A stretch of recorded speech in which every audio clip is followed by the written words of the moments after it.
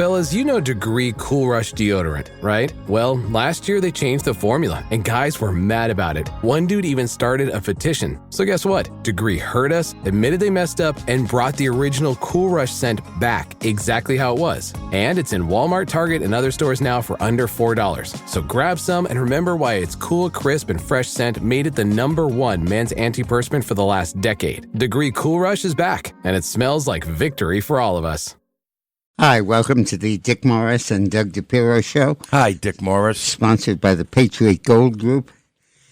Let's talk about the Pope. Yeah, I knew Pope Francis, and personally, and the reason I did is that in Argentina, when he was Cardinal Bergoglio, before he was the Pope, my friend Luis Rosales, who's joining us in the studio today, introduced me to him. Hello, Luis. Hello. Are you on? Is Luis' mic on? I am on. Hold on. No, he's not on right now. And I had the chance to meet with him for about an hour. Hello. And I discussed with him, I knew that he was going to be a candidate for Pope. And I talked to him about poverty in Latin America in each of the countries, because I worked in each of those countries.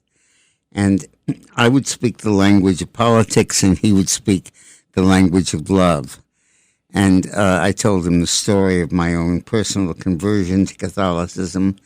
And we were both crying by the end of the meeting. He was crying, too. I remember, Dick, that you prayed together. Yes. You prayed together, and when the meeting was practically over, he asked us, Mr. Morris, do you have a little more time? And we spent almost one more hour or 2 hours talking about politics. Wow. I'm getting a chill right politics. now. I have heard that you have worked for Yeltsin in Russia. Could you be kind enough to explain to me the Russian politics, and then Japan, and then Taiwan, all the countries where Dick worked. Wow. So I remember when we were in a taxi with the taxi driver in Buenos Aires, the capital city of Argentina, you told me, Dick, he's not only the poor people's pope or priest.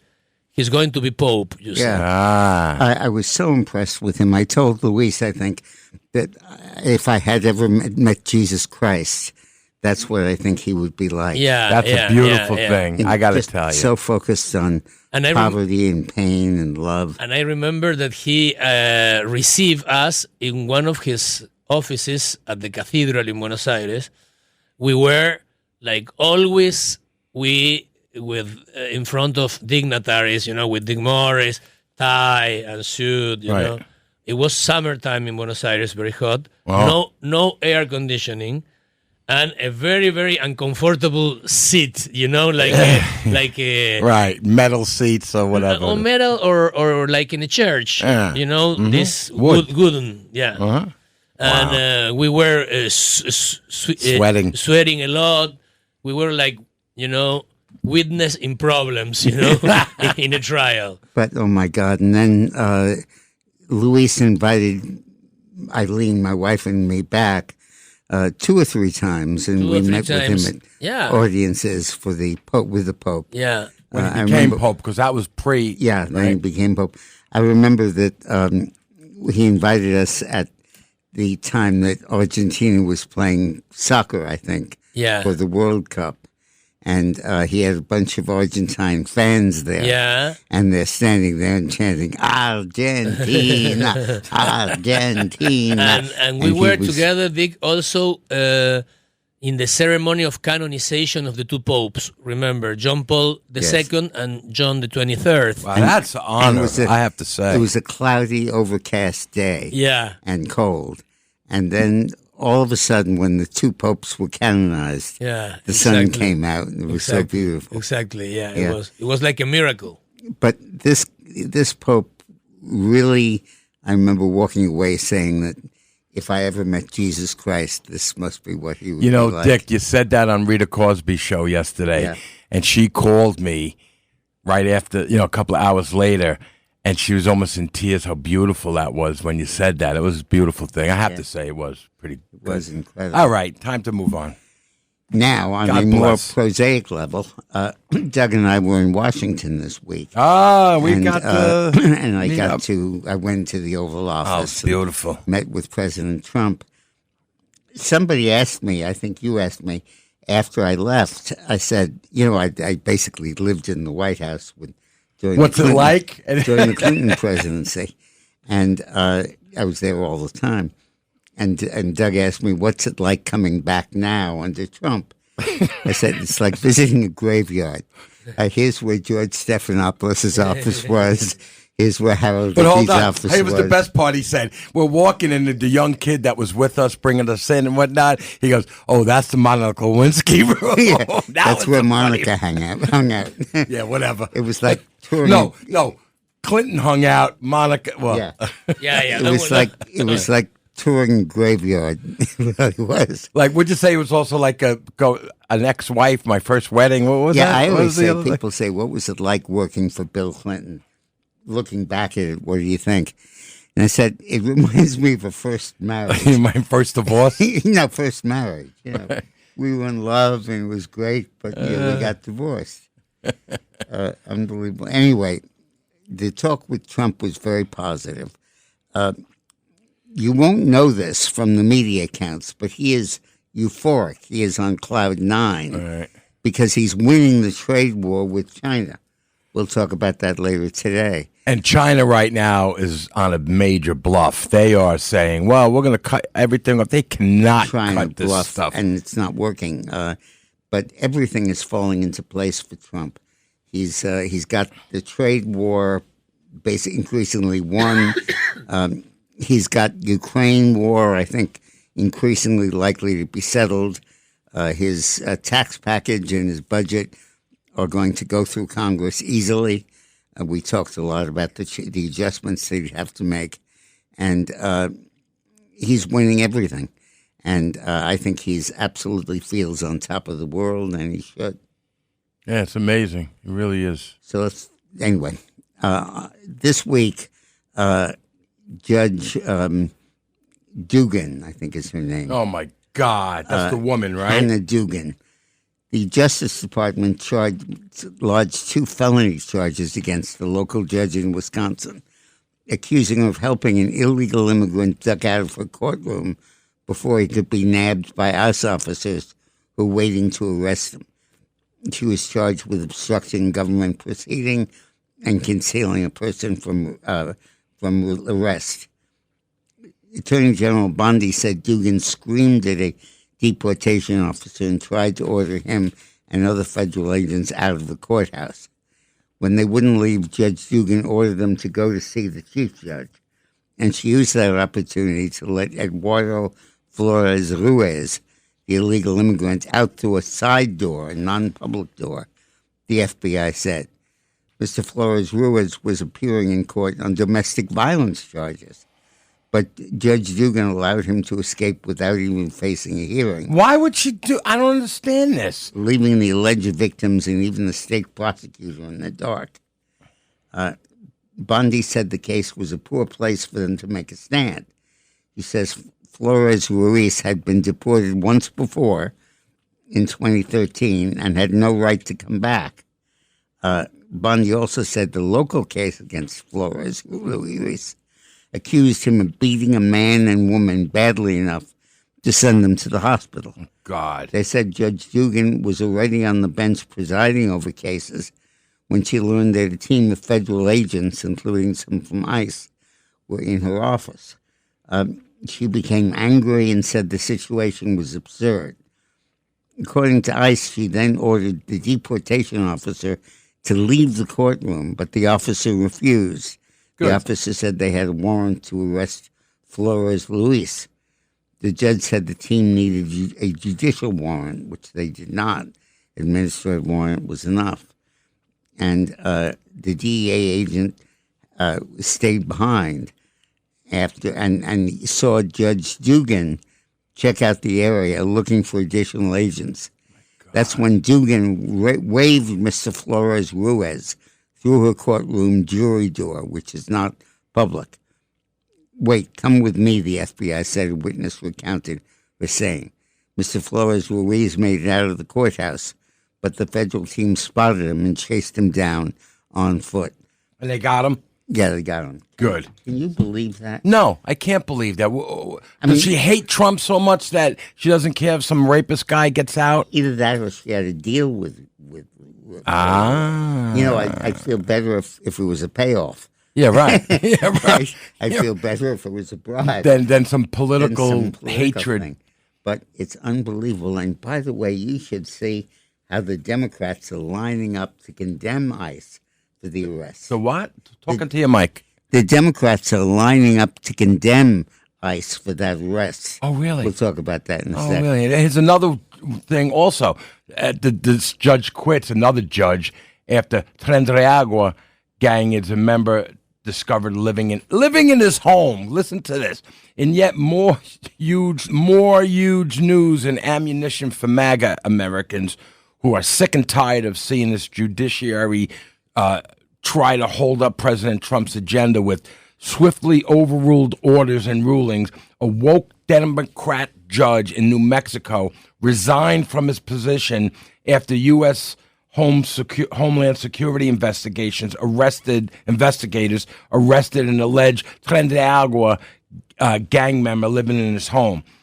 As background, President Trump declared Tren de Agua, I don't know if I'm saying that right, a terrorist organization.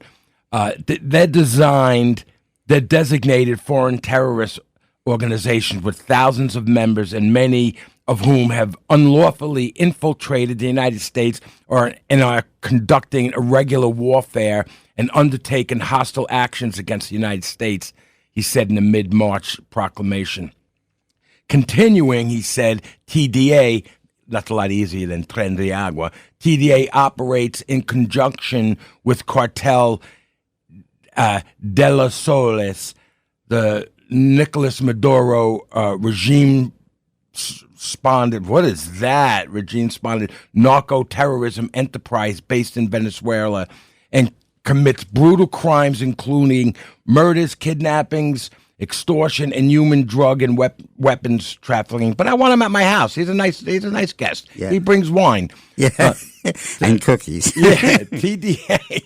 But I want him. So what? He kills people. When we come back, we're going to discuss with you the Democratic reaction to this arrest. And how could this guy want these people in his house? I don't get this. Incredible. This National Foster Care Month, Marine Toys for Tots is providing hope to children who need it most. Staff Sergeant James Caldwell, who grew up in foster care himself, shares that while handing out gifts at a Toys for Tots distribution event, a little girl looked up at him, reached into her bag, pulled out a stuffed animal and said, "Someone needs to make sure you get a toy too." That simple gesture embodies the heart of Marine Toys for Tots, ensuring every child, including those in foster care, experiences the kindness that can transform their future. Visit toysfortots.org today. Americans love using their credit cards, the most secure and hassle-free way to pay. But D.C. politicians want to change that with the Durbin-Marshall credit card bill. This bill lets corporate megastores pick how your credit card is processed, allowing them to use untested payment networks that jeopardize your data security and rewards. Corporate megastores will make more money, and you pay the price. Tell Congress to guard your card, because Americans lose when politicians choose. Learn more at guardyourcard.com. This is 77 WABC, and this is the Dick Morris Show. You're on, Dick Morris. You're on. So Judge Hannah Dugan has been busted and arrested, and the Democrats are rallying behind her. Unbelievable. Of course. Here's what Schumer said. There are no kings in America. Trump and Bondi can't just decide to arrest sitting judges at will and threaten judges into submission. This is a dangerous escalation and attack on the separation of powers, and we will fight this with everything we have. Oh, but they can arrest President Trump. This is a guy who beat his wife and another guy enough to send them to the hospital. He was thrown out of the country 10 years ago. He came back in. He was in trial. He was awaiting trial on another assault charge, And this judge snuck him out a side door. And the Democrats say that this is just an arbitrary use of power. Whatever happened to no one's above the law type of thing? Senator Tammy Baldwin from Wisconsin, where it's from, said in the U.S. we have a system of checks and balances for good reasons. The president's administration arresting a sitting judge is a gravely serious and dramatic move and threatens to breach those very separations in power. Make no mistake, we do not have kings in this country. We are a democracy. By relentlessly attacking the judicial system, flouting court orders, and arresting a sitting judge, the president is putting those basic democratic values in danger. Really? And Chris Van Hollen from Maryland said, this is what fascism looks like. Oh, right. Attorney General Bondi threatening judges she claims are not cooperating with the Trump program. The immigration policies that Trump has put This together. is totally incredible. And first they're of all, lining up to criticize this judge for stopping the guy from absconding from a courtroom. Just the idea that they're even saying anything about this after a former president was thrown in jail, almost thrown in jail, booked and going to a court constantly. They have some nerve. They're ballsy to even talk like that. Don't they say, wait a minute, we just this last year, maybe we should back off. Very happy we have Luis Rosales with us. Luis is, as I guess you may remember, is a Venezuelan, Argentine journalist who's on television pretty much every night in Argentina, covering American news and international news. And he and I have worked together throughout the world and a lot in Latin America. Specifically, we worked in Venezuela, and he has an insight here about this Tren del Agua. Yeah, the other one. And the other one. The Soles. El Cártel de los Soles. And why does that name? What's with the Soles name? Means sons. Son, right? Uh-huh. That's the gang the guy was living with him. Oh, that's the guy, right. Yeah, and the sons means what the generals, the Venezuelan generals, uses as a hierarchy, as right, show the hierarchy. Their button. One of their button. Stars. In the United States are stars. One general of 1 star, 2 stars, 3 stars. Right. Soles are in Venezuela for the generals. And that's why. So there is a lot of links between the very corrupt military in Venezuela and this cartel. Wow. A chilling new FBI assessment has revealed that some Venezuelan government officials are likely facilitating the migration of Tren del Agua gang members into the U.S., aiming to undermine public safety as a means of destabilizing a country. According to the FBI, certain officials within the regime of President Nicolas Maduro are using Tren del Agua as proxies to advance their agenda. The gang, known for its violent transnational operations, has expanded its reach into the U.S. amid the mass migration of Venezuelans fleeing the country. And by the way, Biden, in his parole program, let 530,000 Venezuelans into the United States. 500,000. Not over the border, not even illegally, but flown in by the U.S. to from Venezuela to the U.S. Did they vet them? Not How do you vetting. vet 500,000? No vetting at all. Right. And undoubtedly, this included most of the Tren del Agua folks. Wow. The FBI findings. Shouldn't there be accountability for that? Whether it's Biden or what's that? He's out of office. So what? So was the Trump FBI findings point to a deliberate strategy by the Venezuelan government to exploit American borders. A senior administration official said these actions align with the Maduro regime's broader goal of destabilizing not just the U.S., but countries like Chile, Ecuador, Peru, and Colombia. Tren del Agua's criminal activities in the U.S. are extensive and brutal. A recent DOJ indictment charged 27 members of the gang with racketeering, narcotics trafficking, sex trafficking, robbery, and firearms offenses, highlighting the severity of their operations. So tell us about this, Luis. Yeah, there is a kind of official promotion from the Venezuelan regime to export that kind of organizations, principally in the U.S. It's a kind of infiltration just to do things worse here in the U.S., to complicate things. Sure. Just to produce that kind of Chaos. chaos and political discussion here, because the people who are very pro-human rights, they want to keep them like as refugees or whatever. Right. Oh, the poor people. Yeah. Yeah, or poor people, and on the other hand, they have a purpose to create a kind of chaos and problems in the U.S. Unbelievable. And it's a kind of an official task from the Venezuela government. Well, we got a lot of overwhelming support for deportation. 56% of likely voters say it's very important to deport migrant criminals, while just 5% say it's not at all, according to this poll of Rasmussen. April 15th to the 17th poll also shows that Democratic voters mirror the lopsided 11-1 national result. 43% of Democrats say deportations are very important versus 8% who said it's not important at all. The remaining voters say the issue is somewhat important or not very important. I don't understand any of that. And their voting decisions are not likely to be swayed by this issue. That's unbelievable. So while this is going on in public opinion, a very rare eruption took place in the U.S. Supreme Court. Judges on the Supreme Court never criticize one another in public. Mm-hmm. It's a rule, and they all follow it. Kind of like doctors. But in a dramatic late-night ruling, the Supreme Court temporarily blocked Trump's efforts to deport Venezuelan migrants from the Tren de Agua gang using the 1798 Alien Enemies Act. Mm-hmm. And the court ruled you can't use it for that.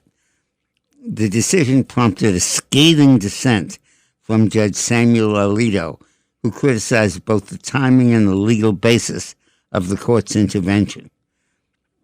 The court directed the administration not to remove any member of the putative class of detainees from the U.S. until further notice.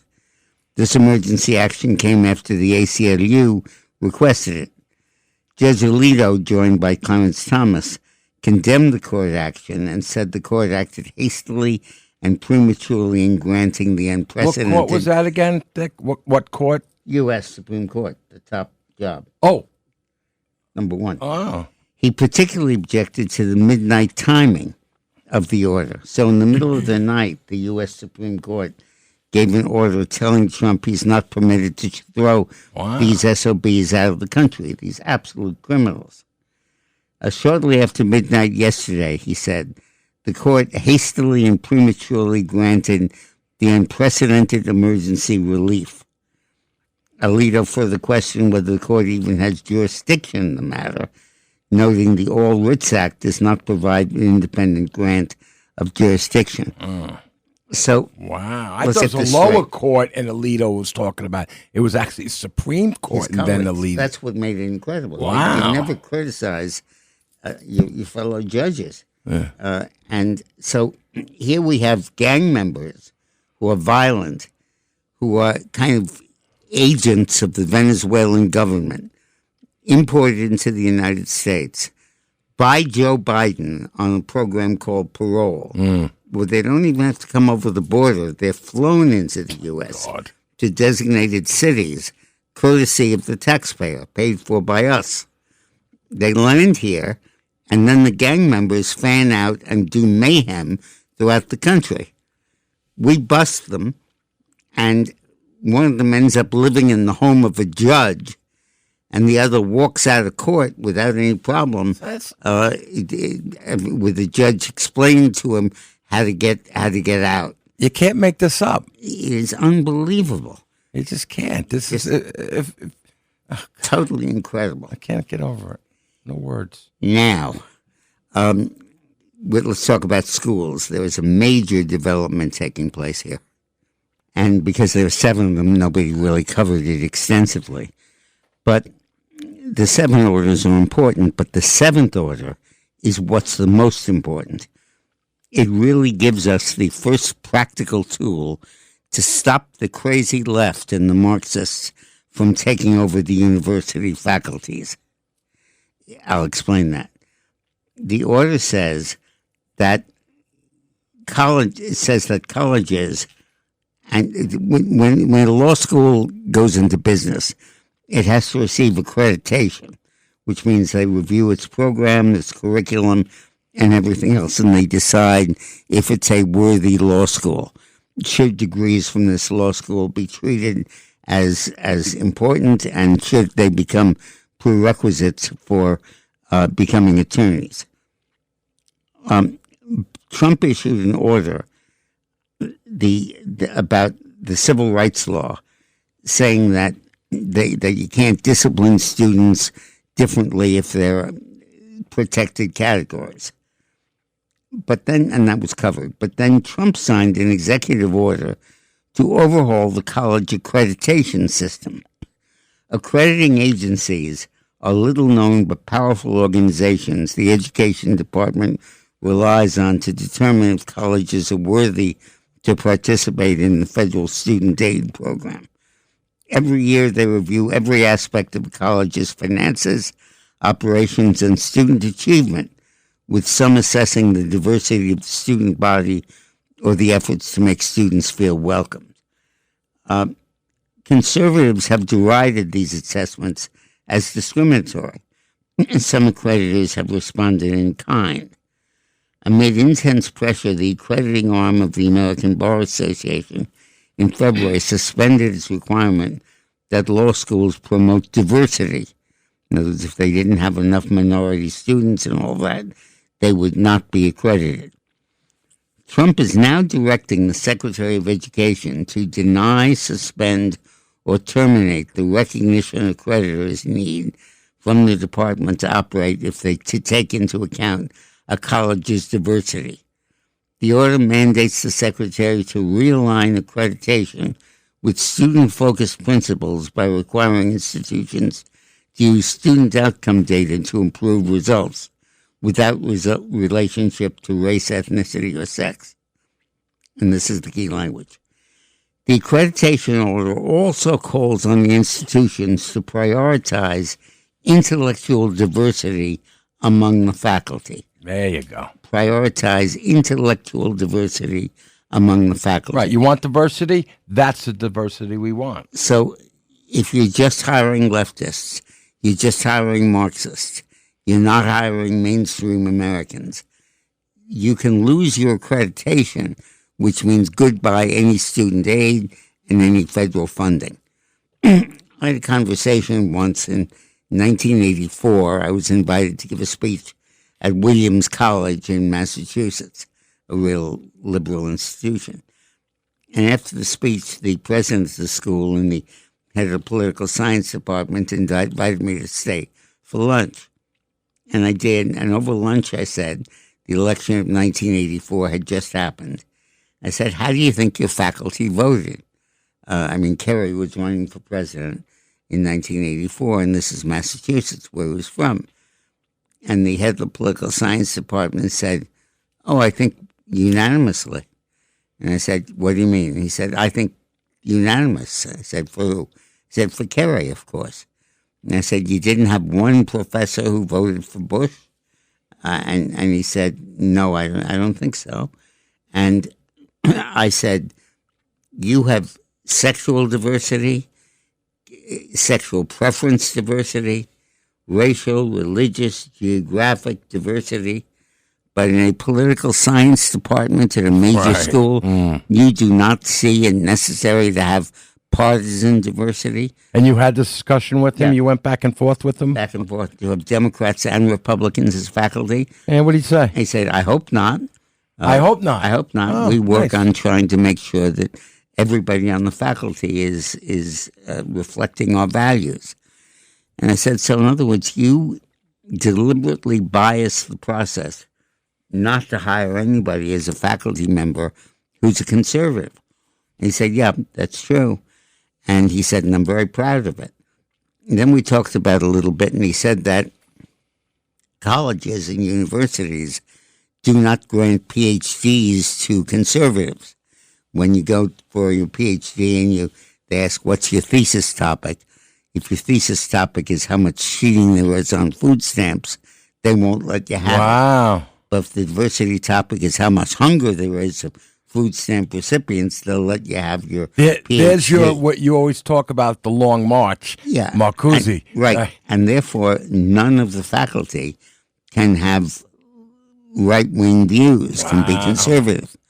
And what Trump is doing now is telling the accreditation authorities who decide whether these colleges and law schools are eligible for federal aid to prioritize intellectual diversity among the faculty. Who are those people? Are they school people or are they government people? Government people. The credibility, whatever they're called. The Secretary of Education can appoint them. Right. I'm sure he's going to put good people in. Right.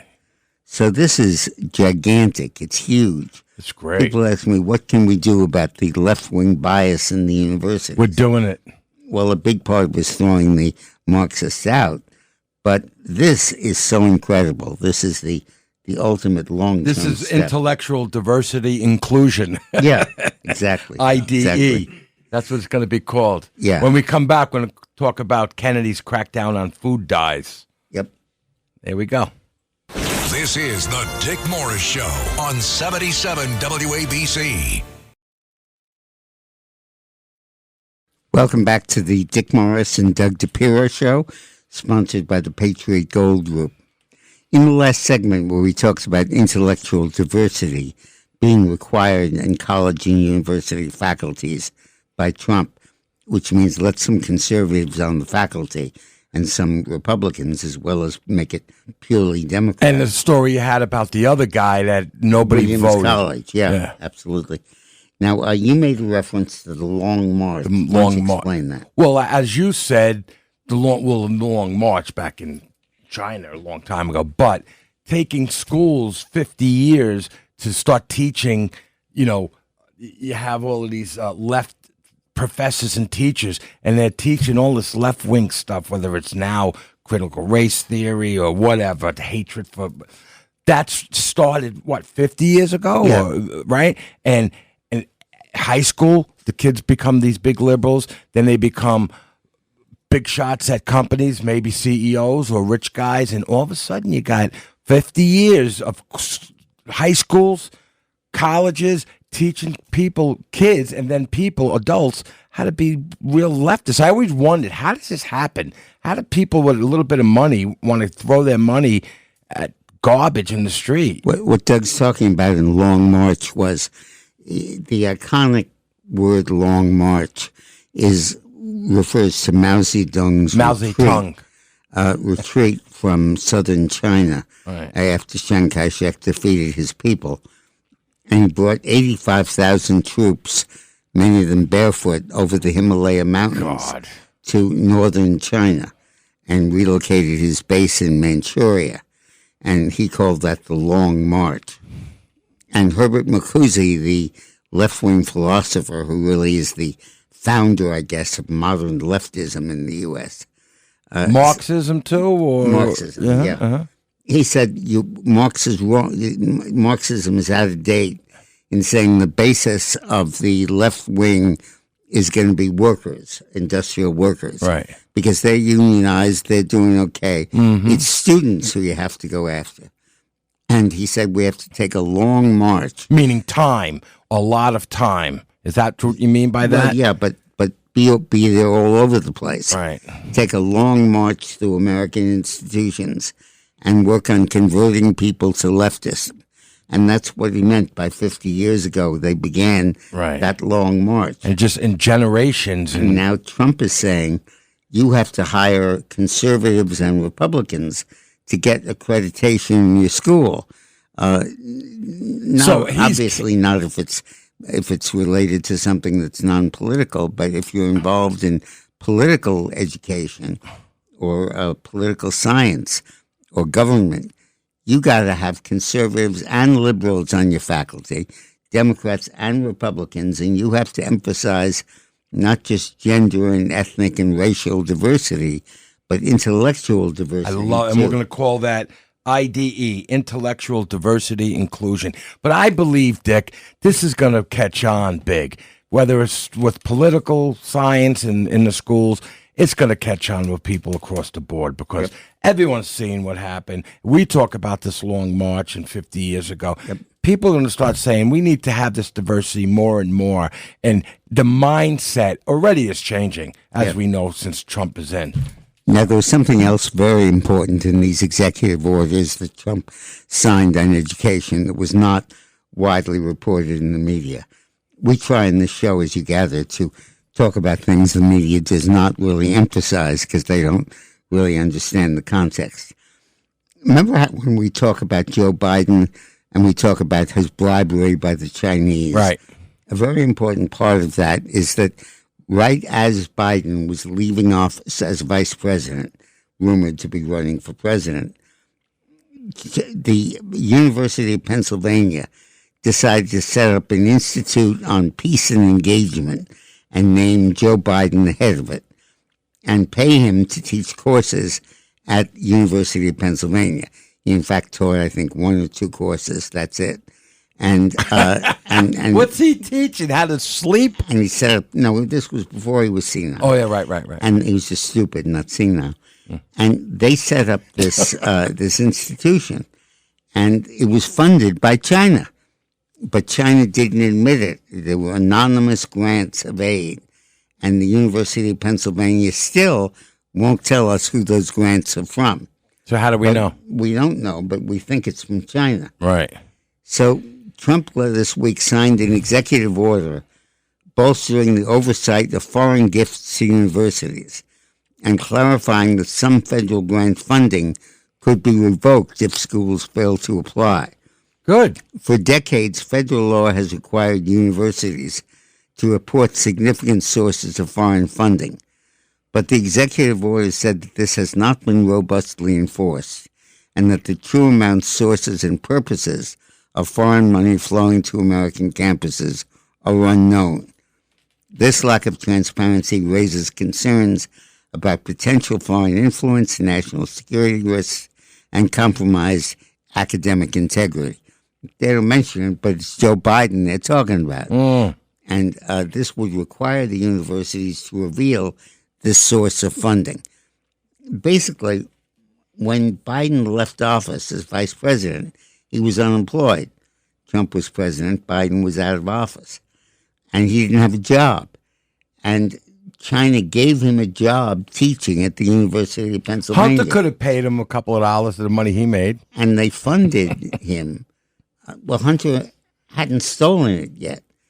He mainly stole stuff when Bush became president. He set up the contacts. I don't know the hadn't timeline. Actually, gotten the money yet of the corruption. I just don't know that. So the Chinese basically gave him a job, and not only did they give him a job, they gave Blinken, the incoming Secretary of State, a job as director of this university, and 10 or 12 of Biden's main people were hired by the university with Chinese money. So what makes you think that Chinese? What you said it's not proven. So well, what do we say? Some of it is proven. It is. Some of it is public, but and that's all you need. There's a bunch of anonymous money, and we're wondering who it is.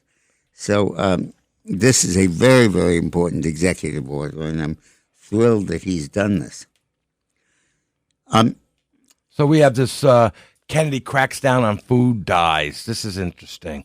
Health and Human Services Secretary Robert Kennedy Jr. announced today plans to ban 8 government-approved synthetic food dyes from the U.S. food supply within 2 years. Several of these artificial dyes already face restrictions in the European Union, Australia, and Canada. Here's a list of the dyes. Oh, no, I'm not going to do that. I'm going to leave that out. But Canada, the dye is cash. And they're dying. We're going to be stupid about this. This is below the bar. I'll tell you later about the below and above the bar thing. Kennedy also declared sugar poison on Tuesday and recommended Americans to consume zero added sugar while acknowledging the federal government likely cannot eliminate it from food products. Kennedy emphasized the need for better food labeling and new nutrition guidelines recommended people avoid sugar complete. Now, I got to tell you, I was in advertising for 40 years, 36 some odd years, right? And for General Foods, which is now Kraft. And I'm not sure, I think the 90s, when all of a sudden they had to change all labeling. I know Eileen was involved with that too, but they had to change, like, let's say light and lively. They wanted to know what's light. The color is light? Right. Is it lightweight? Is it light in calorie? And I was making mega bucks because I was illustrating all the labels. And this is part of what they're doing now again. I should get back into illustrating and advertising. Yeah, you should. Okay, when we come back, we'll talk about the fact that Rubio has revoked 1,700 student visas. I love it. Since he took office. All right. This is the Dick Morris Show on 77 WABC. Hi, welcome to the Dick Morris and Doug Depierro Show, sponsored by the Patriot Gold Group. So Rubio, this is great. He revoked 1,700 student visas. And a lot of that... Bye-bye. Okay, bye-bye. A lot of that is these anti-Israel protest people that they have visas, right? So he's saying, if you're going to do this and you're going to be race discriminatory or discriminate against a religion or a country, you're out. And this is beautiful. And here's the other thing. We were talking about intellectual diversity inclusion, IDE. So right there, Dick, right? I have to ask you about that. Basically, he's revoking these student visas. How is that going to play in? You know, because now you're talking about the teachers. The intellectual diversity is about teachers. Will deal with the teachers, but the visas deals with the students, the foot soldiers in this thing. And when you see these mass demonstrations against Jews or against Israel, a great many of the participants are Palestinian friends who now live at Columbia and Harvard and other schools. And that's part of the Long March also. Yes. Even though they're from another country, these professors are teaching these things, and these students feel like they're backed up. They have a backup from the teachers in the school and not getting in trouble. So they have backup, as we say. So I think that's part of the march. We often have Betsy McCoy. Oh, she's great. On the show. And she was just on with the judge, the last show. Oh, she was? Yeah. She is so brilliant. She really is. And she issued a column the other day about the Illegal Aid Society, which is the Legal Aid Society. The Illegal Aid. And she writes, in its latest bout of loony leftism, Legal Aid this month demanded that cops stop arresting people for what it called low-level crimes like shoplifting and drug possession. Oh, really? Oh, low level. Tell it to the little guy, the guy with the shop, the mom-pop shop, or the drug addict kid that's giving drugs to a little kid. Oh, tell him that's nothing. This was the law that Kathleen Harris pushed in Florida? California. Oh, California? Kathleen Harris, wasn't that the... Kakala Harris. Okay. Oh, Kakala. Kakala Harris. Pushed in California. Yeah, don't put those... That you shouldn't arrest people for shoplifting. Instead, the group said that offenders should merely receive summonses, instructing them to appear at court in a later date. And of course they're going to come back to court. Not hauled into a police station. Of course they're going to come back. In 21, the letter noted more than half of those accused of petite larceny got off with a mere summons. But now legal aid lawyers complained that 3/4 of them being taken into custody. And once they're taken into custody, the Legal Aid Society wants them not to be handcuffed. It's dehumanizing. Dehumanizing. Yeah, okay. Called handcuffing dehumanizing. But not going into a store with a gun and shoplifting or any of that. That's not dehuman. Legal Aid Society also opposes using weapon scanners to detect guns being carried into the subway. They don't want that. Deeming them invasive. Invasive. So who's you're not doing allowed this? to you're not allowed to scan someone to see if they have a gun when they're going into the subway. Why you can't? That's do that. invasive. It's not nice. Legal Aid Society is also pushing the city council to abolish the police department's gang database, calling it a racist tool because nearly all the gang members it lists are black or So Hispanic. hold on, wait a second. Maybe they need diversity and have some white gang members in there. That's what has right. to happen. See, they should be mad at that. Don't you think? Criminal diversity. Yeah, criminal diversity.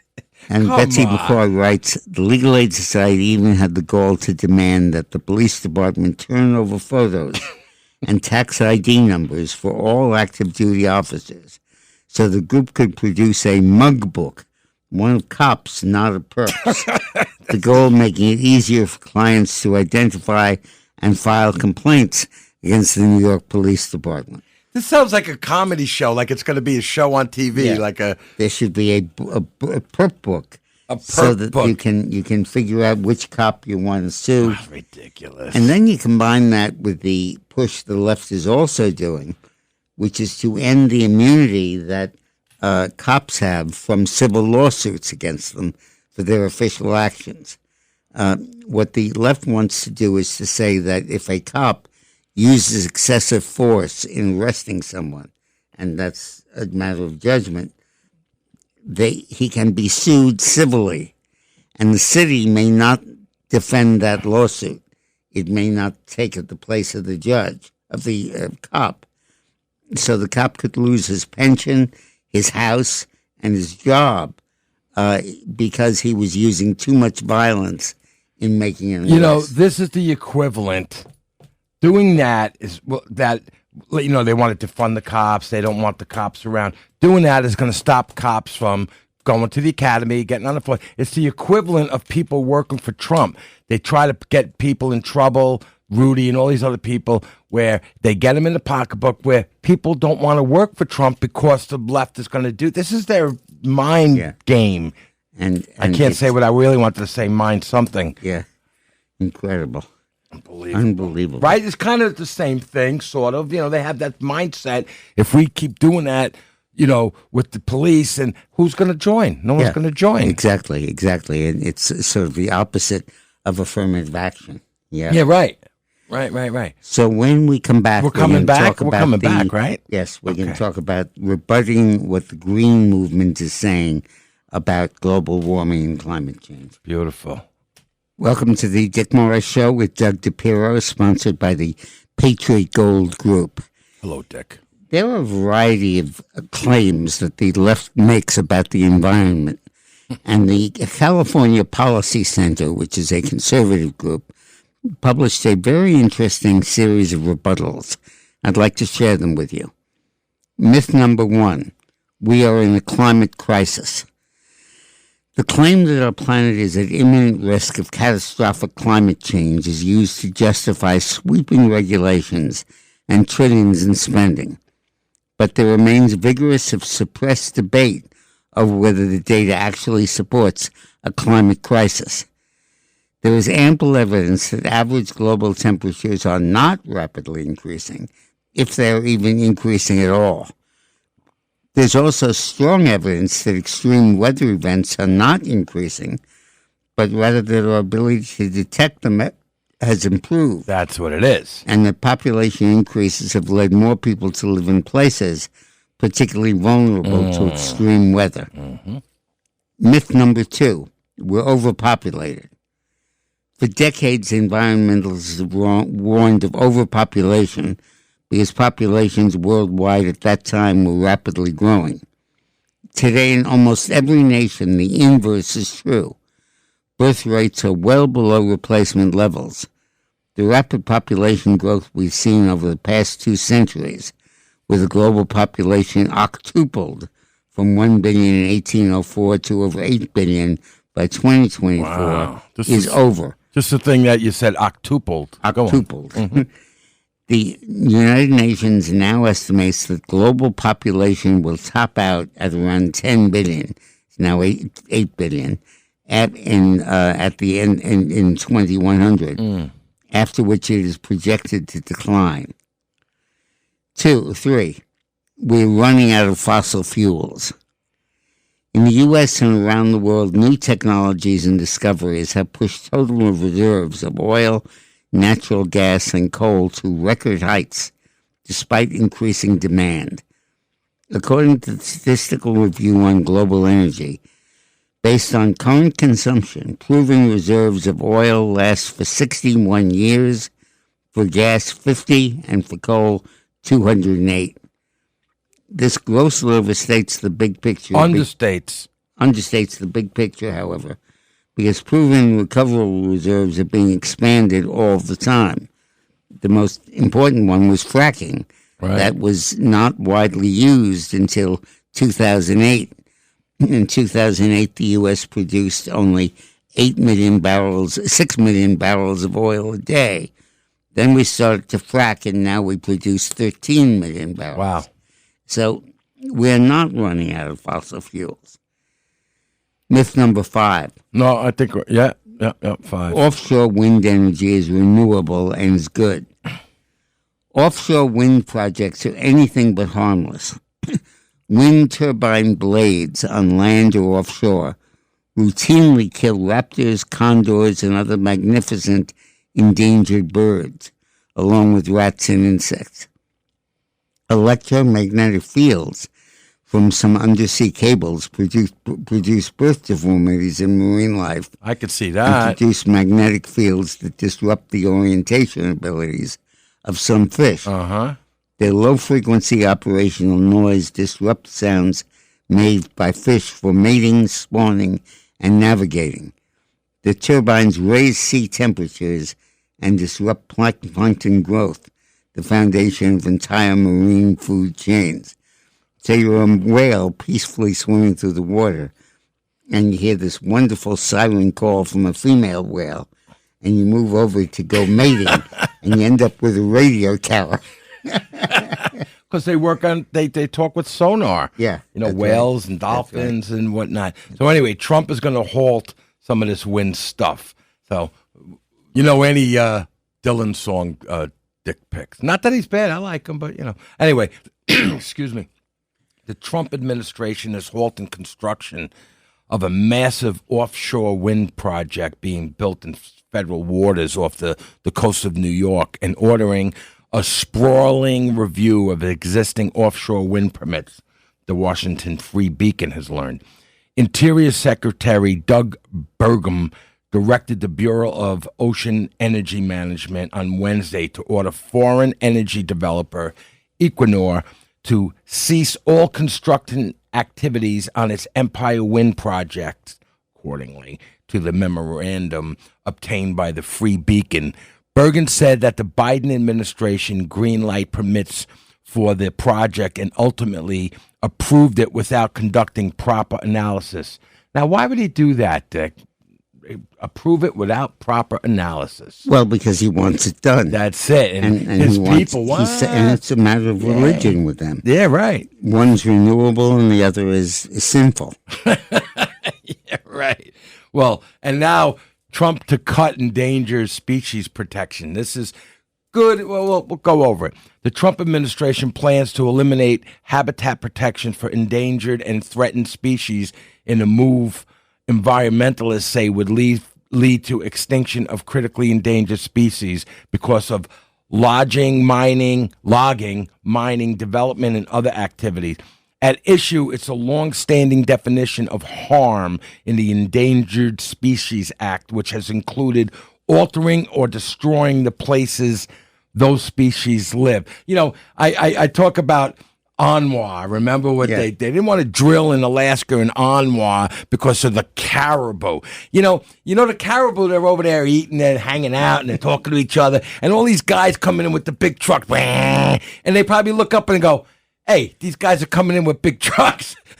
Let's go eat over there." Well, they didn't like mow them down with the trucks and Uzis. The caribou said, you almost had to beat me. The caribou said, uh-oh, let's go over there and eat. So that's what's going to happen. Anyway, habitat destruction is the biggest cause of extinction, said Noah Greenwald, figures that's the name, Endangered Species Directed endangered species director at the Center for Biological Diversity.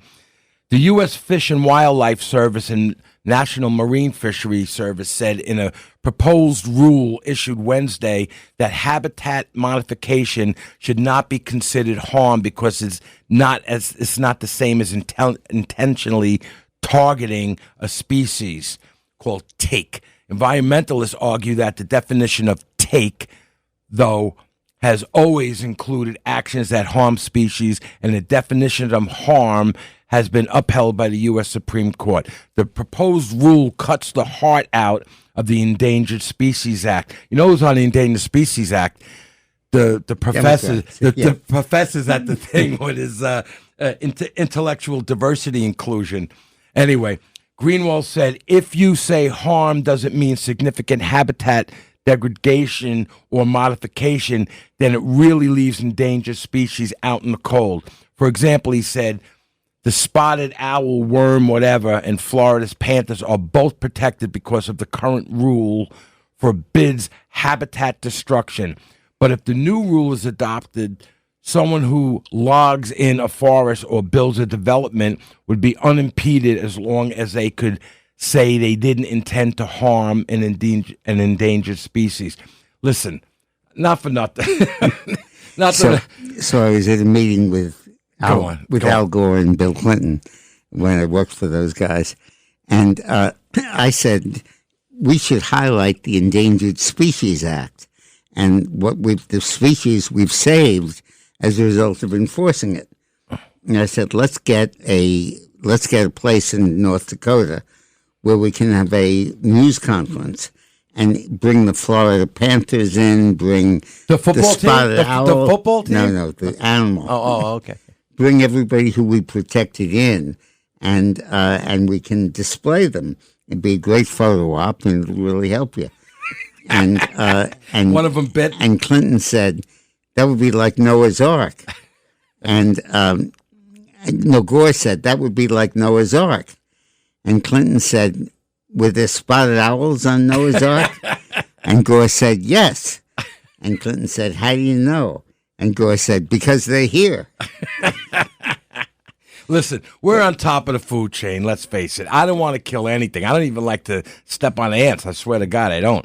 But if you come in my house and you're in my way, I might have to whack you. You know the key thing here is that the liberals have used the Endangered Species Act to stop any kind of development of land. To stop any kind of development.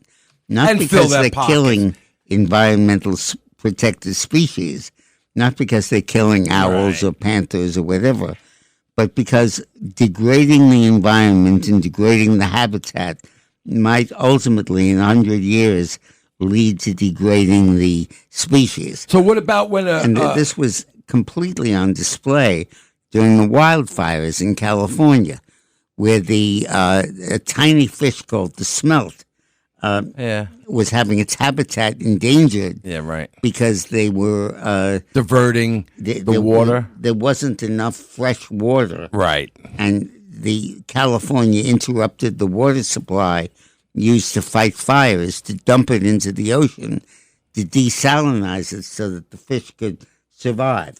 First of all, we're natural too. This building we're sitting in is natural also because we built it. Just like the apes build their little home where they are. If they destroy some ant on the floor, are these liberals going to say, oh, they can't do that? What are you going to do with the apes that build a hut or build their little home with the leaves and the trees, right? Everything is just going to happen. It's going to happen. That was good, right? That was profound. Now, can I quote that? Yeah, everything that's going to happen is going to happen. Oh. So, you know how we've been going crazy I think over we need intellectual diversity inclusion right here. We've been going crazy over these special court orders where a local district judge in Podunk issues a ruling that governs the whole United States. And the Supreme Court has agreed to examine Trump's challenge to that and says he can't issue a nationwide injunction. It says that 3 separate federal judges have issued nationwide injunctions blocking Trump from ending birthright citizenship for the children of illegal immigrants. Now the court has consolidated those 3 cases into one and will examine whether judges can issue rulings that affect the entire country. Since Trump's return to office in January, his administration has faced hundreds of lawsuits targeting his executive orders, and the federal government has faced 14 universal injunctions in the first 3 years of Biden, compared to 15 leveled against Trump in just 1 month alone. No, that's unbelievable. So there really is an effort here to rein the courts in that I think is very important. And what court was that did this? U.S. Supreme Court. That was the Supreme Court also. Yeah. Right. God. When we come back, we'll talk whether the Supreme Court's trying to rule whether we can fire people in independent agencies. This is 77 WABC, and this is the Dick Morris Show.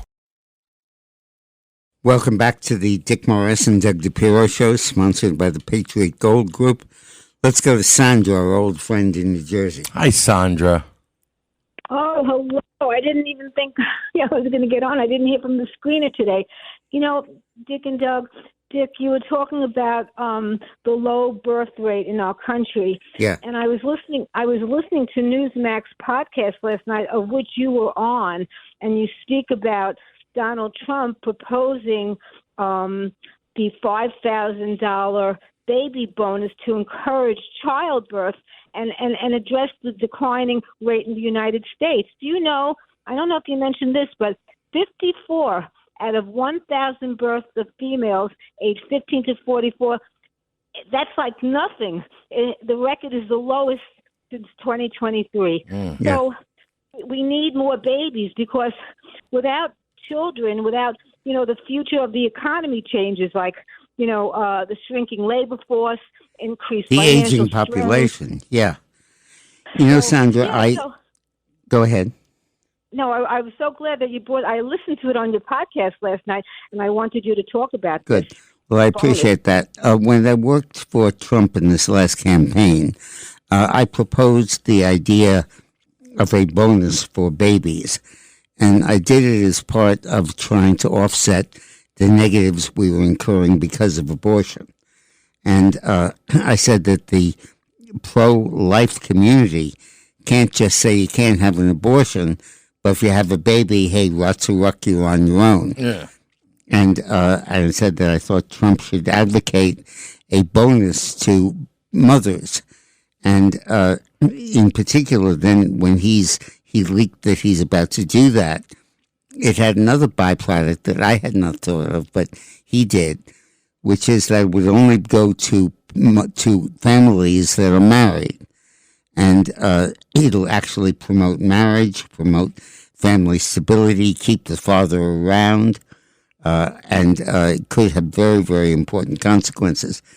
There's all kinds of data that shows that the key variable in whether a family is poor or not is there a father there? Right. And we need policies that encourage fathers to stay. Welfare encourages them to leave, because if they're there, the mother can't get welfare. Right. This would be the opposite. This would encourage them to stay. And other than gay marriage, the only marriage the left wing supports is gay marriage. And what this would do is it would financially incentivize actually having children. I think it's a terrific law. Thank you, Sandra. Thank you, Sandra. Let's go to Kay in the Bronx. Hi, Kay. Hi, Kay. Yes. I wanted to speak about, the Pope and choosing another Pope.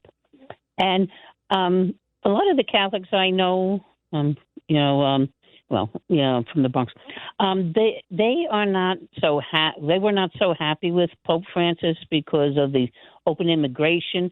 And, he didn't speak out, about the harmful effects, because there are certain places in Ireland and in Scotland where in some towns where they have and they're complaining a lot about the Pakistani Muslims. There are women, white girls and women that have over 4,000 in certain cities and towns have been raped. Wow. And oh, my God. So I'm not looking for, the Catholics that I know, they're not looking for a pope that will be pushing these open borders. I mean, things are so bad in Ireland, like in Dublin. They recently had a march of over 100,000 people, complaining about all this immigration the and conclave what's going on with their women. Conclave is meeting to choose a pope, not a cop. But but that point, I think, is very well taken. Thank you very much, Kay. And they got a big wall around the Vatican. Take the wall down and then talk about no borders. The Supreme Court is about to rule on Trump's power to fire people who are heads of independent federal agencies. This is huge. President Trump's firing spree of independent agency leaders is running into a 90-year-old Supreme Court case that judges have used to block some of these ousters. Now Trump's allies are looking to the Supreme Court to overturn the case, or at least carve out exceptions to justify the president's house cleaning. In a case known as Humphrey's Executor, the High Court in 1935 shot down President Roosevelt's attempt to fire a member of the Federal Trade Commission. The justices ruled that the FTC performed legislative and quasi-judicial functions, so its leadership was immune from the president's traditional power to control the executive branch. An independent agency head, they ruled, could only be fired for cause, which means you're never getting rid of them, not policy. What does that mean? What does that really mean? Cause, it means you commit a crime. Right. Or you do something horrible. Conservative legal scholars say the case has outlived itself and that they expect the Supreme Court, with its current makeup, to put the precedent out to pasture. And that is very important. We're talking here about the National Labor Relations Board, for example, which has adopted a program basically of mandatory unionization, where companies can unionize without secret ballots. If enough workers submit checkoffs saying they want an election, the union is granted without the election, even though a third of the time the union is rejected. And there are all kinds of prohibitions against the employers communicating with their workers during the referendum. This stuff is unchecked, uncontrolled, and it can just go ahead and the left. And now Trump is trying to rein these agencies in and say, hey, you're part of the government, you're part of the executive branch. I was elected president, I'm the head of it. You got to listen to me and got to stop doing this garbage. Beautiful. Now, one of the things that is very good that the Congress did was they set up a procedure whereby Congress, within a certain number of days of a change in administration, can, within a time limit, can cancel executive branch rules under expedited procedures under the Congressional Review Act. After that, the Congressional Review Act can be used to undo Biden's rules, and it can't be filibustered, and it's got to be given priority on the floor. So there's now kind of a time race where we have a couple of more weeks to get rid of some of these laws. Otherwise, the time limit expires, and then under regular rules, the Democrats could filibuster or attempt to get rid of them. The EPA is trying to impose to cut a rule for a methane emissions tax, starting at $900 per metric ton, going up to $1,500 per ton in 2026. So Trump also signed into law a measure repealing the requirement for an archaeology report before drilling on the outer continental shelf. The methane emissions thing is particularly dangerous for cows that have a lot of gas. And we need gas, don't we? Yeah, right. And it's not funny. We're not a comedy show. Let's they're stop. worried about flatulence. Am I continuing or not? Go ahead. A requirement that new oil and gas leaseholders on the outer continent shelf submit an archaeology archaeological report. Archaeological. I can't even say it. I'm off. Report before they can begin offshore drilling production. 2 Energy Department rules requiring higher energy efficiency standards for gas-fired hot water heaters and walk-in coolers and freezers. Republicans also canceled a few cryptocurrency and financial regulations promulgated under Mr. Biden. And the GOP-run Congress is on track to nix a few more Biden-era regulations before their window for action closes. Lawmakers have a time limit between which cancel the executive branch's rules using expedited procedures under the Congressional Review Act. After that point, the CRA measures to undo Biden's rules can still get votes, but will lose their privilege status that allows for them to be fast-tracked in the Senate and pass without the threat of a filibuster. House Republicans also passed CRA measures repealing consumption limits on commercial refrigerators and freezers and certification labeling and enforcement requirements for 20 products, including dishwashers, washing machines, central AC, and heat pumps.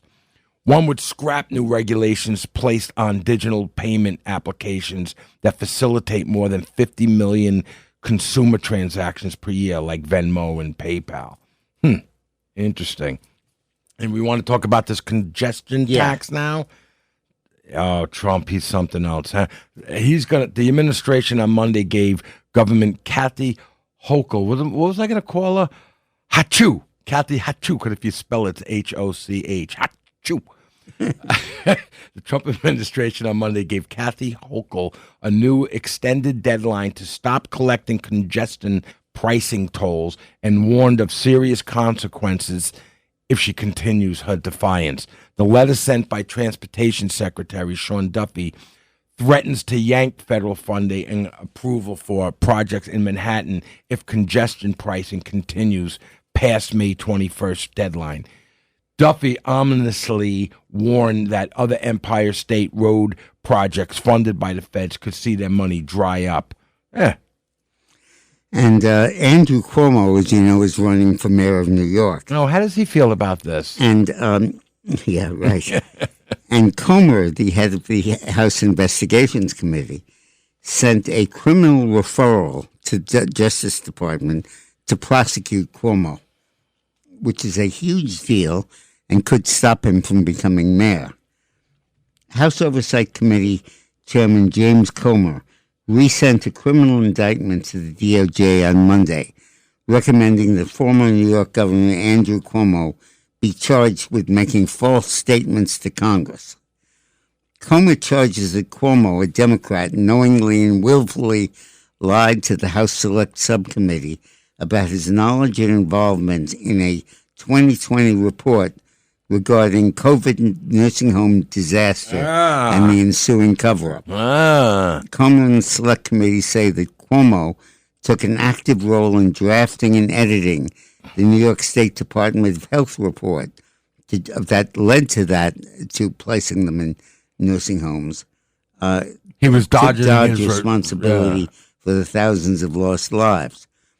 Andrew Cuomo is a man with a history of corruption and deceit, now caught red-handed lying to Congress during the Select Subcommittee investigation into the COVID tragedy. This wasn't a slip-up. It was a calculated cover-up by a man seeking to shield himself from responsibility for the devastating loss of life in New York's nursing homes, Comer said. The Select Committee Chairman, Brad Wenstrom, Republican of Ohio, had sent a criminal referral of Cuomo dated October 30th, but now they're resubmitting it. This is just last October 30th? Yeah. All right. And Pam Bondi wrote, to our knowledge, that Biden ignored this referral despite clear facts and evidence. Wow. At issue is that on March 25th, 2020, Cuomo issued a directive that New York nursing homes and long-term care facilities admit COVID-positive and potentially COVID-positive patients. Yeah, we talked about this last week. Exactly. However, when the New York Health Department report came out On July 6, 2020, it alleged that nursing home staff caused the excess COVID deaths. According to witness testimony and new documents revealed in the subcommittee referral, Mr. Cuomo edited and drafted portions of the independent report. Cuomo told the committee he was not involved in drafting the report, and that turned out to be false. Further, he told the committee that did not know if the report was reviewed by people outside the health department. Again, that was false. It's his staff. It's his people. Doesn't he have to sign off on it or at least okay it? He does. At the very least? At least 17,425 COVID deaths were reported in New York's nursing homes, including 10,825 inside facilities. Oh, God.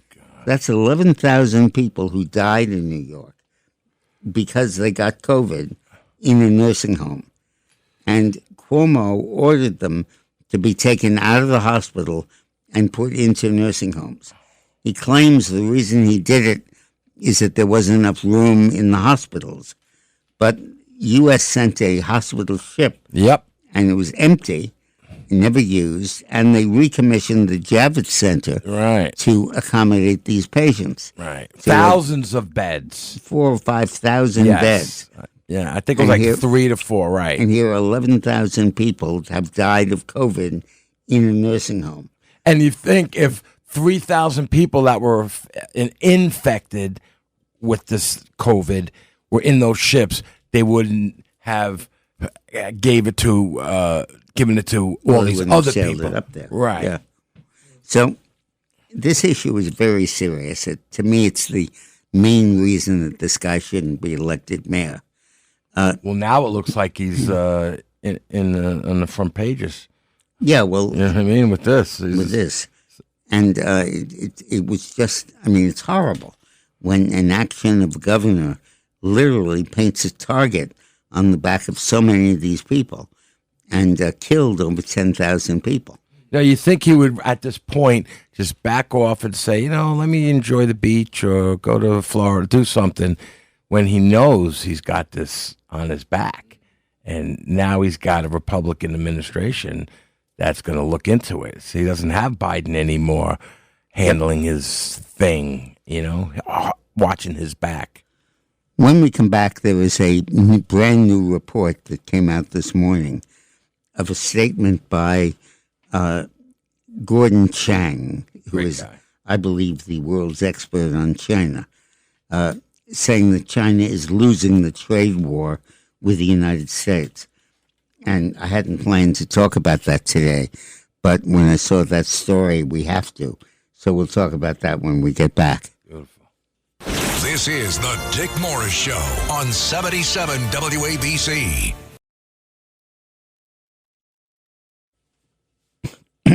Welcome back to the Dick Morris and Doug Depierro Show, sponsored by the Patriot Gold Group. Gordon Chang is the best American authority on what's going on in China. He's and brilliant. He's very, very close to the ground and understands what's happening. And China is pulling a gigantic bluff on Trump, trying to make it appear as if Trump is folding in the trade war and dealing with them. But the fact is that China is folding and Trump is winning. And that's their bluff, because there's no way. First of all, he's not going to fold, Trump. So this is what Chang says. He said the Xi Jinping's regime simply cannot admit that it is not able to stand up to Washington. On April 24th, about a dozen Chinese officials, including a high-ranking official from the Chinese Ministry of Finance, were seen entering the Treasury Department building in Washington. That's their negotiating team, and they claim they're not negotiating. China then proceeded to waive the tariffs it's imposed on exports from the United States to China. And it imposed tariffs of 145% to counter the American tariffs of 125%.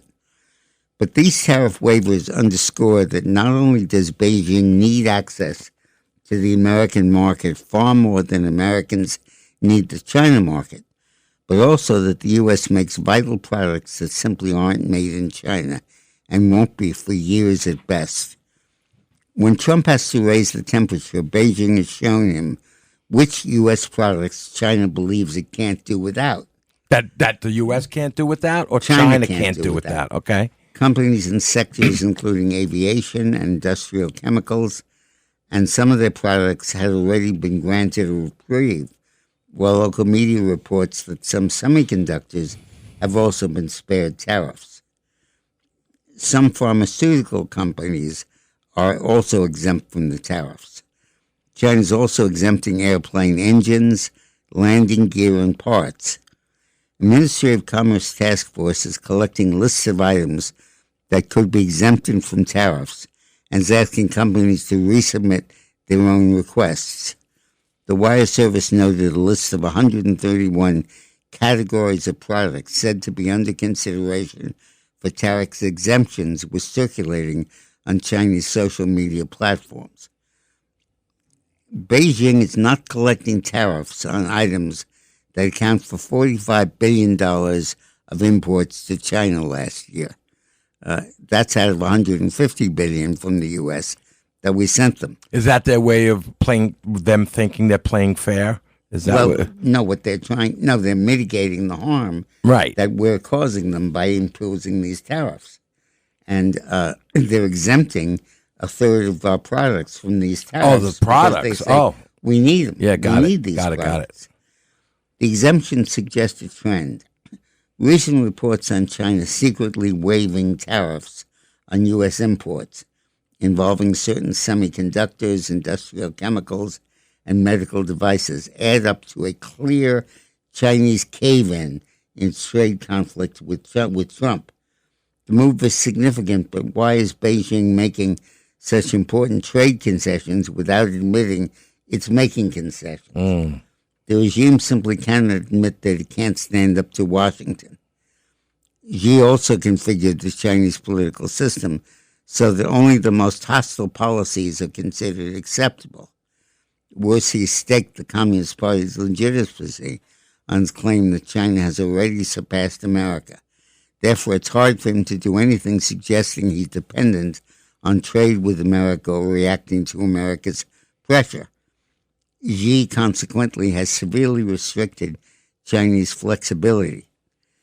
Beijing's denials, however, are not credible, given the constant dialogue and continuing interactions between U.S. and Chinese officials on various other matters. Unfortunately for Xi, he must appear not to be making concessions. His economy is far smaller than Americans, and he's the one running large trade surpluses. The Chinese trade surplus with the U.S. was $300 billion last year. Worse, China's economy is probably contracting in recession, something evident from price indicators. The country is in a deflationary spiral. In March, the Consumer Price Index was down for the second straight month, and the Producer Price Index down for the 30th consecutive month. Meanwhile, China is in the middle of a slow-moving debt crisis, and Xi, having rejected consumption as the fundamental basis of the Chinese economy, but instead using exports, must as a result export more to rescue the increasingly grim situation at home. In fact, the tariff waivers underscore that not only does Beijing need access to the American market far more than Americans need access to the Chinese market, but also that the United States makes vital products that simply are not made in China and won't be for several years at least. China, in reality, is in no position to fight a prolonged trade war with the determined Donald Trump. That is one of the Chinese vulnerabilities that became evident when Beijing began making concessions in the dark. China is making significant trade concessions without saying it is making concessions. Xi, to borrow the term of the day, is clearly folding. This is the opposite of what you get from American media. but it's the absolute truth, and it's very important to understand that. We are winning the trade war with China. Unbelievable. And by the way, China, U.S. slashed exports to China by 30%, and exports from Vietnam and Thailand have largely taken the place. So it's just very clear that Trump's policies here are working. And once we pick up the rare earth minerals that we need, once we're able to mine those here, we're going to be fine. Yeah. That's the only thing that, if there's going to be a little bit of a problem with consumers in America, it's going to be plastic junk, all the junk we get. There will be some stuff that China built that sends us that we need, but that will only last a year or two where we're feeling any of it. When we come back, there are new FBI documents that explain in detail how Hillary and the Democratic Party conspired to fabricate the idea that Trump was working with Putin to throw the election. In one newly released memo dated May 2017, 4 months into Trump's first term, Deputy Attorney General Rod Rosenstein and Acting FBI Director Andrew McCabe discussed the president's capacity and the possibility that he could be removed from office under the 25th Amendment. This was 4 months into Trump's first term in 2017. At the time, Justice Department was reeling over Trump's firing of Comey as FBI director and was weighing the appointment of a special counsel to oversee the FBI's investigation into allegations later proved phony that Trump coordinated with Russia to win the election. How come he's not in jail? Good question. Rosenstein said he might already have 2 supporters among the 8 cabinet members he would need to remove Trump under the 25th Amendment, the Attorney General Sessions and Homeland Security Secretary John Kelly. 2 months later, in July, Kelly was elevated to serve as Trump's White House Chief of Staff, and Trump fired Sessions in 2018. The new documents provide additional details about the motive behind the phony Steele dossier, funded and created on behalf of Hillary Clinton's campaign, that alleged Russia had damaging information about Trump. On August 30th, 2016, during the final stretch of the presidential campaign, CIA Director Brennan met with President Obama and Biden to discuss Russian interference efforts, according to an effort declassified in 2020. Biden briefed the group on the intelligence the Clinton campaign had gathered on Mr. Trump and told the group of the alleged approval by Hillary Clinton on July 26th of the proposal from one of her campaign advisors to vilify Donald Trump for stirring up a scandal claiming interference by Russian security forces. Totally untrue, completely concocted by the Democrats and by the Hillary campaign. They paid this former British spy to come up with bull about Donald Trump. And this entire question of was Trump being bribed by Putin consumed 2 years of the Trump presidency, led to a special prosecutor, and sapped his momentum in his first term. And you know what's amazing? He got so much stuff done. Imagine if he didn't have that on his back constantly, the Russia thing and impeachment.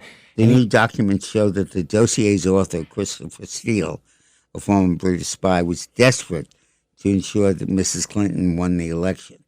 Steele told the FBI that Clinton was his main opponent and feared how the Trump presidency could negatively impact the U.S.-UK alliance. Days after the 26th election, the FBI interviewed Bruce Orr, then an Associate Deputy Attorney General, who Steele urged to open an investigation of this thing. And you know all about Peter Strzok, an alleged Trump hater, who set up a Trump unit to investigate Trump right before he was sworn in.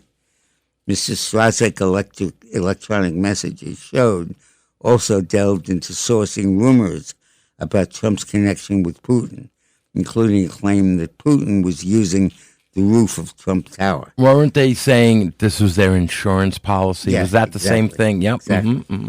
And so that this is coming out now, and it is a complete conspiracy based in the FBI and the DOJ to frame Donald Trump for something that never happened, was never done, and was totally a figment of Hillary's imagination. Well, I want to see some orange jumpsuits, all right? And when they ask Hillary about why she lost the election, she talks about Russian interference. All right, beautiful. When we come back, we'll talk about babies. This is 77 WABC, and this is the Dick Morris Show. Welcome back to the Dick Morris and Doug Depierro Show, sponsored by the Patriot Gold Group. Hi, Dick. How you doing? Trump is now proposing bonuses for babies. Trump has been mulling ways to get more Americans married and having kids, including a $5,000 baby bonus for every new mom after delivery. White House officials have been brainstorming plans to tackle the declining birth and marriage rates and push more Americans toward the traditional family values of Trump and his allies. Policy experts and advocates for boosting the birth rate have been meeting with White House aides to come up with plans to convince more women to have babies. And we this week met with some people in the White House about just that. Right. One plan would give a $5,000 incentive to new moms. Another would see that a third of all Fulbright scholarships were given to applicants who are married or have children. I know the person that kind of put that together. Mm-hmm. That would be you, wouldn't it? Not the Fulbright, but the no, bonus. but the yeah. Mm-hmm. Another option being considered would have the government fund programs to educate women about having more children. The issue here is that you don't want an aging labor force. Japan has become a nursing home, and China's en route to becoming one. Really? The age is really? Well, you know what they're saying, that Europe is a museum. Europe is a museum, and China is a prison, and Japan is a nursing home. And the whole concept of the aging of the labor force means a gigantic expenditure for old people's pensions, people who can't work, and it really is destroying the country. It is estimated that by 2100, the U.S. will have a larger population than China does, and China is losing its population hand over fist. It used to be number one in the world. Now India is number one, and China's lack of birth rate is really driving it. The one-child policy of Right. China for many, many years was very bad. Very bad. Explain Very that. bad. And Yeah, they have mandatory, from the government, from the Communist Party, they cannot have more than one children, one And they would son choose. or daughter. They would choose a son instead of a daughter. A daughter. Correct? Yeah. Is that? Am I right on that Yeah, one? You yeah, had for large many, many numbers decades. of For many, many infant deaths, decades. of infanticide, killing Yeah, they were. Oh, they were. the they were. child, Yeah. killing the girl babies. The girl babies. Wow. And this is a program that I think will be a very important one for Trump. And it'll have the ancillary benefit of promoting marriage. Remember Dan Quayle back in the Bush years said that poverty was directly related to the lack of fathers, and it was promoting marriage. And people really dumped on them and said, you're just trying to, develop a traditional agenda. But in fact, he was on to something. And this is the first proposal that would actually encourage fathers. Right now, a father has every reason to leave a pregnant woman, because if he stays, she can't get welfare, she can't get unemployment benefits, can't get all kinds of stuff. But if he leaves and she's by herself, she can get all of that. Now this will pass a bonus that she can only get if she's married, and stays married. And it's wonderful. It's putting the incentives all in the right place. Now, U.S. sends bunker yeah. busting bombs to Israel. Speech Wednesday comes as Biden administration is urging him to focus on closing the deal, ending the devastating 9-month war in Gaza. Bunker buster bombs were shipped from the U.S. to Israel. The munitions are intended to prepare Israel for a potential war with Iran. 9 U.S. transport planes carrying bunker-busting bombs and other defensive weapons landed at Nevatim Air Base near Tel Aviv in central Israel. The Israeli Broadcasting Authority, KAN, reporting. The outlet noted that Washington also sent additional interceptors for the THAAD air defense system to Tel Aviv. The munitions and interceptors would be key to Israel's attacking Iran's nuclear program, then countering the predictable Iranian response. KAN explained the massive weapons shipments comes in anticipation of a possible joint U.S.-Israeli strike should nuclear negotiations between Washington and Tehran fail. This is also the art of the deal. Trump is talking to Iran and selling the bunker busters So at the same time we're doing just like it. what he's doing with Russia and Ukraine. He's got both things going on. Under Trump, you want me to go? No, let me go on to this. Okay. A high-ranking Florida Democrat abruptly quit his party this week, declaring blue donkeys are finished. What? This is the state Senate Democratic minority leader in Florida, pretty high up, unexpectedly announced from the floor during a legislative session that he's quitting the Democratic Party. It craves and screams anarchy and then demands amnesty, he said. That's not okay. The party that my dad volunteered for with JFK when he was 18 years old in 1980 is not the party today. So I hope the Democratic caucus will elect a new leader. I FedExed my voter registration form to change my party to none. Our constituents are craving practical leaders, not political hacks. Incredible. He compared the state's political system to the infighting, power struggles, corruption, decline of civic virtue that pervaded society around the time of the Roman Empire. This is huge. Yeah. The top Democrat in the state of Florida blasting his party and quitting his party. It's unbelievable. They're eating their own. They're eating their own. I think bye-bye is very appropriate. Okay, bye-bye.